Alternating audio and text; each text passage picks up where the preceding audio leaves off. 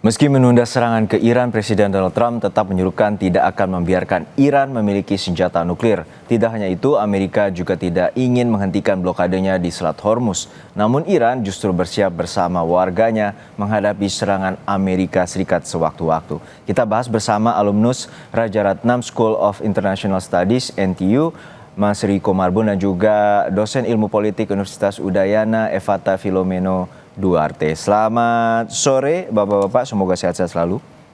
Selamat sore. Selamat sore, Mas. Saya ke Mas Riko terlebih dahulu. Mas Riko, kita mengetahui bahwa Amerika Serikat bersikukuh bahwa Iran tidak dibolehkan memiliki senjata nuklir. Namun saat ini Donald Trump mengancam akan melakukan serangan dalam jangka waktu 2 hingga 3 hari ke depan. Apakah serangan ini akan berlangsung? Secara material sebenarnya kalau kita bicara perang Iran ini kerugian yang dialami oleh Amerika itu bukan yang sifatnya material. Kenapa? Kalau terakhir kita dengar dari presentasi dari Menteri Perang di hadapan Kongres, itu mereka kan baru habis sekitar 25 miliar dolar. Sementara anggaran Departemen Perang itu sendiri, itu yang diajukan itu sekitar 1,4 triliun dolar. Itu artinya 1.400 miliar. Jadi baru sekitar 1,7%. Jadi sangat sedikit kalau secara material. Nah, kesulitan yang dihadapi oleh Amerika sekarang ini itu sifatnya non material semua, terutama di dalam situasi domestik. Dalam situasi domestik itu ada dua, satu tekanan harga-harga barang yang naik, terutama harga BBM. Yang kedua, karena ada tekanan harga BBM yang naik, itu sebentar lagi pada bulan November akan ada pemilu sela, jadi secara politik partainya Donald Trump itu akan dirugikan. Oleh karena itu, Amerika apapun yang dihadapi dalam situasi perang ini, maka dia tidak boleh terlihat kalah. Dia tidak boleh terlihat kalah.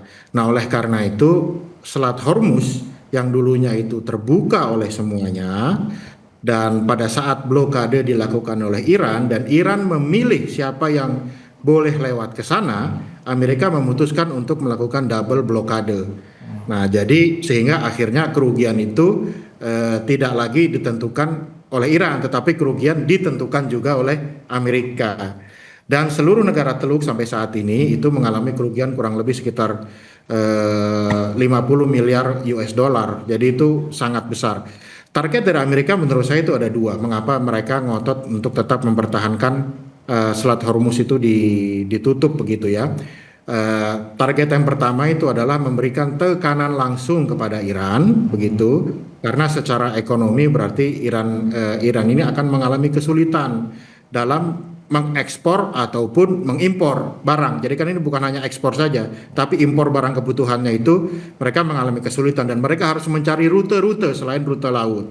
Dan itu kan belum memenuhi standar minimal dari sebelum Selat Hormuz itu dibuka. Jadi Amerika ingin menekan langsung Iran begitu, dan itu berlangsung sampai sekarang agar mereka mau masuk ke meja perundingan. Yang kedua, Amerika ingin menunjukkan kepada dunia dan ingin menunjukkan kepada publik domestiknya bahwa sampai saat ini Amerika dengan melakukan blokade total di Selat Hormuz itu menjadi pihak yang di atas angin. Itu menurut saya target dari Amerika. Oke, saya ke Mas Evata. Mas Evata, kita mengetahui bahwa Iran juga bersikukuh dengan bahwa ini merupakan perang ideologis juga, bahwa mereka tidak akan tunduk dengan segala proposal ataupun poin kesepakatan yang akan diajukan oleh Amerika Serikat, termasuk terkait dengan pengayaan uranium atau nuklir. Untuk saat ini ada ultimatum dari Trump, dan dari pihak Iran sendiri juga, terutama dari juru bicara Angkatan Darat mereka menyatakan bahwa dalam waktu selang Angkatan Bersenjata mereka tengah mempersiapkan apa saja yang terburuk, termasuk juga melatih warga sipil. Menurut Anda, kejutan seperti apa yang telah dimiliki oleh Angkatan Bersenjata Iran untuk menghadapi serangan dari Amerika Serikat?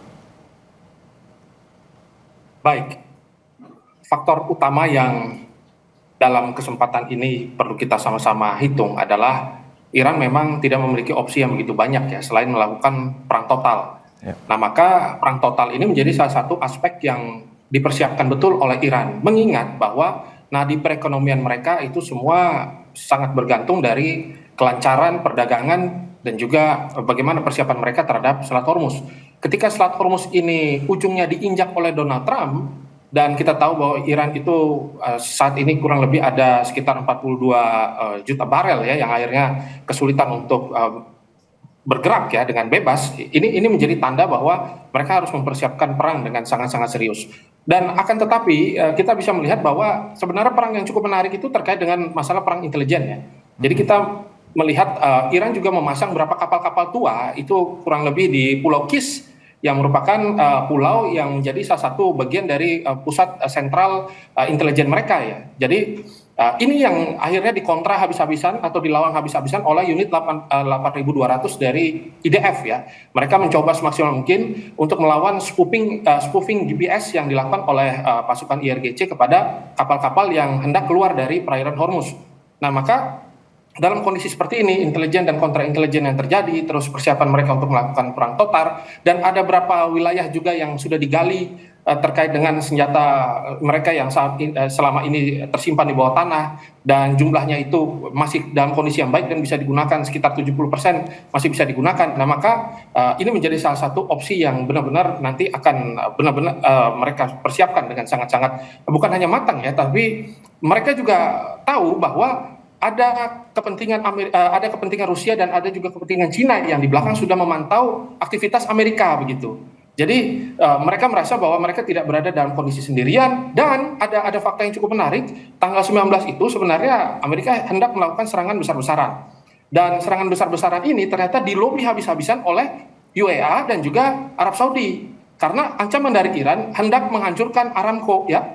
Saudi Aramco yang merupakan nadi perekonomian dari Arab Saudi itu sendiri gitu, dan ada beberapa titik-titik yang menjadi target sah dari Iran itu sendiri. Jadi maka opsi Samsonic itu menjadi salah satu poin yang kali ini begitu sangat berbahaya dan dimainkan oleh Iran. Ya Mas Riko, kita juga tadi menyambung dari informasi dari Mas Evata bahwa kekuatan laut dari Iran juga tidak bisa disepelekan oleh Amerika Serikat, bahwa yang terbaru mereka memiliki kapal-kapal tua dan juga kapal-kapal cepat yang mampu menghubungi kapal-kapal besar dari Amerika Serikat. Itu salah satu metode. Nah, kemudian saat ini kita juga mengetahui dari media Iran, warga sipil dilatih untuk menggunakan beberapa alat seperti persenjataan portable. Menurut Anda apakah ini juga sebuah tanda bahwa Iran sendiri kondisinya pertahanannya telah melemah? Jadi kalau kita melihat ya bagian pertama tadi itu memang Iran sudah lama mempersiapkan perang asimetris, sehingga dia tahu dia tidak akan bisa berhadapan head to head senjata canggih melawan senjata canggih yang lebih mahal. Oleh karena itu kita bisa melihat sebenarnya Amerika itu sudah pernah mencoba secara militer mengambil Selat Hormuz. Itu yang dinamakan dengan Project Freedom beberapa pekan lalu. Tetapi kemudian kan Project Freedom itu gagal karena Amerika ditembaki oleh drone, ditembaki oleh rudal begitu, dan ditembaki oleh kapal-kapal kecil gitu, sehingga akhirnya kapal besarnya harus mundur lagi.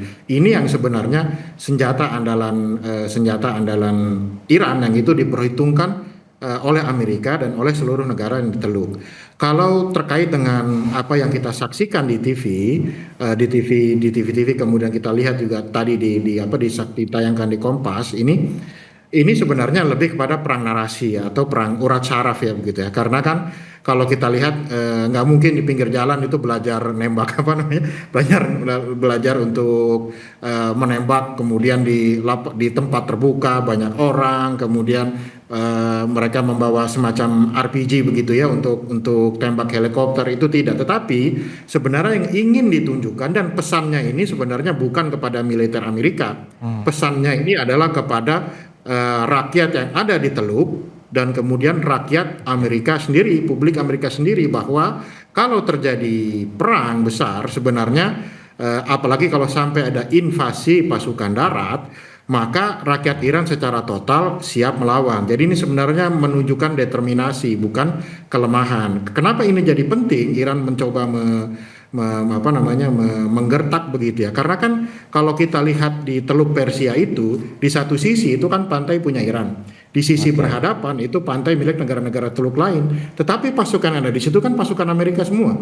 Jadi kalau misalnya ternyata kurang lebih ada 50.000 pasukan Amerika di situ. Kalau ternyata ada perang darat misalnya untuk mengamankan atau menaklukkan Selat Hormuz melalui pendudukan terhadap pantai, itu Iran ingin menunjukkan bahwa Bukan hanya tentara yang siap, Oke. bukan hanya pasukan revolusioner yang siap, tapi rakyat Iran juga siap. Ya, saya akan nanti ke Mas Evata terkait apakah skenario invasi ini akan dilakukan oleh pihak Amerika Serikat untuk menyerang Iran. Informasinya akan kita usai jeda akan kita bahas kembali. Terima kasih.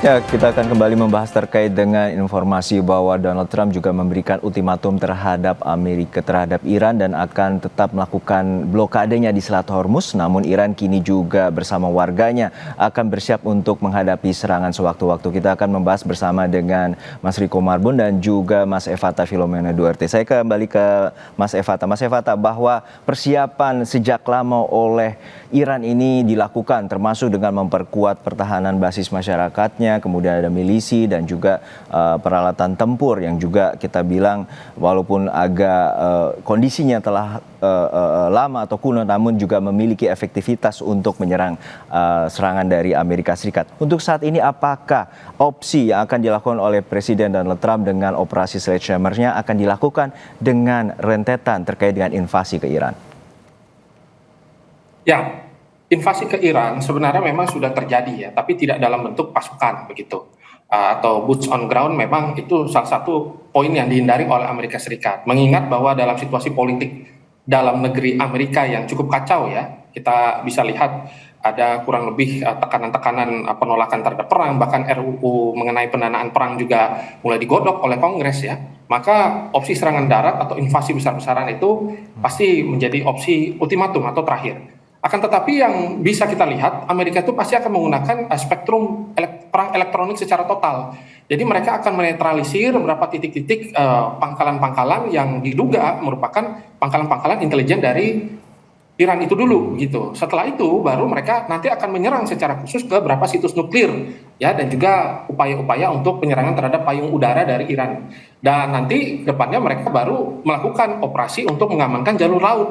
Jadi sebenarnya kalaupun nanti dilakukan serangannya yaitu berupaya semaksimal mungkin untuk membuka dan juga menetralisir ranjau laut. Karena hari ini itu kurang lebih ada 30-an lebih negara yang sudah sepakat untuk melakukan operasi keamanan laut ya, yang kali ini dipimpin oleh Prancis dan juga Inggris begitu. Jadi secara internasional akhirnya ini mendapatkan dukungan yang sangat besar, dan Amerika juga pasti akan memanfaatkan tiupan angin tersebut untuk melakukan penetralisir ya, melakukan operasi penetralisir terhadap ranjau-ranjau yang selama ini ditebar. Dan selanjutnya juga mereka pasti akan melakukan surgical strike ya seperti biasa. Dan mungkin nanti ke depannya mereka akan melakukan hal yang cukup serius, yaitu terkait dengan pusat-pusat energi dan air dari Iran itu sendiri. Akan tetapi apakah Iran siap atau tidak? Ya tentu Iran sangat siap ya menghadapi situasi seperti ini, dan ini merupakan situasi yang sudah ditunggu oleh Iran selama ini gitu. Mengingat bahwa perang total itu membuktikan bahwa ternyata kali ini tidak ada perpecahan kongsi di dalam politik dalam negeri Iran yang selama ini dituduhkan oleh Amerika dari data-data intelijen yang ada gitu. Mereka mengatakan ada perbedaan faksi antara Fahidi ya, IRGC, dan juga perbedaan faksi dari kelompok-kelompok moderat begitu, kelompok-kelompok politisi. Nah, ini dia. Maka ketika muncul opsi perang ya secara total, tanda bahwa ya semua ya warga negara Iran siap mati untuk membela. Dan ini adalah hal yang sangat-sangat dihindari oleh Amerika Serikat, dan mungkin akan dihindari juga oleh beberapa negara, karena kita tahu serangan retaliasi yang dilakukan oleh Iran ini cukup sangat berbahaya dan mungkin akan menguras jam waktu yang dimiliki oleh Amerika, dan ini merupakan hal yang sangat-sangat benar-benar destruktif ya, dan katastrofik juga bagi Amerika. Saya melihatnya demikian. Ya, Mas Riko, untuk saat ini kita mengetahui bahwa dari Kongres Amerika Serikat sendiri juga telah meminta keterangan dari pihak Presiden Donald Trump dan menyatakan bahwa tidak ada senjata nuklir bagi Iran, dan Presiden Donald Trump juga akan melakukan serangan. Nah, untuk saat ini sebenarnya petanya seperti apa di Amerika Serikat sendiri? Tentu ini menjadi ganjalan bagi Presiden Donald Trump dengan ambisinya untuk tetap menyerang Iran. Seperti apa Anda melihatnya posisi dari Kongres Amerika Serikat? Jadi kan sebenarnya ini ada beberapa hambatan yang sifatnya itu politik ya. Yang pertama itu adalah politik anggaran. Jadi kita tahu di Amerika itu ada semacam peraturan yang membatasi kekuasaan presiden untuk melakukan serangan atau perang terhadap negara lain. Boleh dilakukan tanpa melapor terhadap Kongres, tapi diberi waktu maksimal 60 hari. Dan 60 hari ini kan sudah terlewati. Tetapi kemudian Donald Trump beserta kabinetnya kan mengatakan bahwa ini tidak sampai 60 hari karena pada 7 April lalu itu mereka sudah ceasefire. Nah, ini menjadi penting kenapa? Karena jika ingin melanjutkan dalam perang yang skala besar itu kan tentu membutuhkan green light terhadap penggunaan anggaran. Ini yang menjadi masalah. Yang pertama, yang kedua, kita tahu sekarang sedang terjadi pertarungan menuju pemilu setelah di bulan November mendatang. Begitu. Jadi kita bisa melihat bahwa Trump ini dia sangat berhati-hati untuk mengambil tindakan dalam skala yang sifatnya lebih besar jika itu merugikan terlihat lemah atau kalah. Tetapi ini seperti dua sisi dari satu mata koin. Jadi satu sisi mungkin itu penghambat, tetapi dalam waktu yang sama Trump ini juga tidak boleh dan Amerika tidak boleh kelihatan kalah, sehingga pada waktu yang bersamaan itu ekskalasi bisa justru menjadi naik kalau misalnya ternyata Amerika harus keluar dari perang Iran ini dengan dianggap sebagai pihak yang kalah. Oleh karena itulah opsi militer itu sampai sekarang ini masih tetap ada di atas meja begitu. Jadi itu tidak pernah hilang 100% dan bahkan military build up-nya itu di kawasan itu terus berlanjut begitu. Jadi menurut saya itu yang sedang terjadi. Dan di Amerika sendiri sekarang Trump ini sedang berusaha mencari cara-cara di luar di luar perkembangan tentang perang Iran ini untuk mencoba membujuk rakyat Amerika. Contohnya kemarin itu dia umumkan tentang penurunan harga dari obat-obatan yang mungkin di Indonesia itu kategori BPJS lah gitu mungkin ya. Jadi itu dilakukan bahwa dia ingin cerita bahwa ya selain perang ini saya juga bisa mendeliver hal-hal yang sudah pernah saya janjikan. Kalau itu ternyata strategi itu berhasil, bukan tidak mungkin Trump mungkin akan berpikir ya opsi militer itu bisa lebih terbuka. Baik, kita lihat bagaimana ultimatum yang dilakukan oleh jajaran dari Presiden Donald Trump terkait dengan operasi Sledgehammer, dan kita lihat dalam jangka waktu 2-3 hari ke depan Donald Trump memberikan ultimatum pada Iran untuk masuk ke meja perundingan atau serangan akan dilakukan oleh pihak Amerika Serikat terhadap Iran. Terima kasih sekali lagi Mas Riko Marbun, alumnus Rajaratnam School of International Studies NTU, dan juga Mas Evata Filomeno Beremeo Duarte, dosen geopolitik Universitas Udayana. Terima kasih Bapak-Bapak, sehat-sehat selalu. Terima kasih.